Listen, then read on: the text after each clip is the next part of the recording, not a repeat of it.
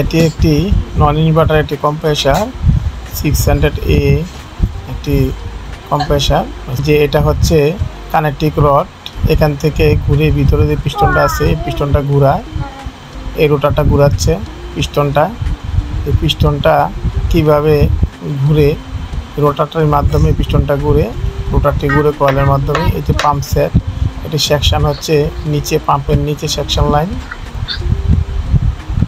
আর এই ডিসচার্জ বাল্ব দিয়ে ডিসচার্জ প্রেসার হয়, এতে এটা ডিসচার্জ প্রেসারের লাইন।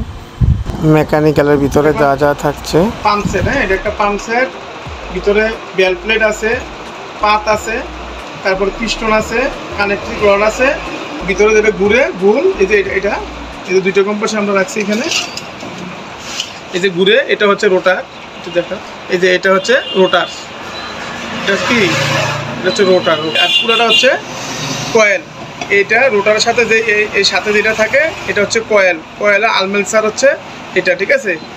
এটা হচ্ছে কোর অথবা আলমেন্সার। আর এটা হচ্ছে আমার যে কপারের যে তারগুলো আছে, এই তারটা মিলে কয়েল হয়। হ্যাঁ, এটা পুরোটা মিলে হচ্ছে একটা মেকানিক্যাল। হ্যাঁ।